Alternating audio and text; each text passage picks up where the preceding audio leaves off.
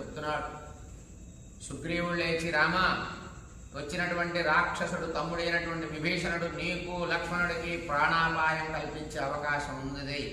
నీతో స్నేహం చేయాలని కోరుకున్నాడు, నిన్ను నిర్వీర్యం చేయాలని ఎదురు చూస్తున్నాడు ఈ విభీషణుడు అని సుగ్రీవుడు సందేహం వ్యక్తం చేసినప్పుడు రాముడు ఒక్క మాట చాలా సూటిగా చెబుతున్నాడు.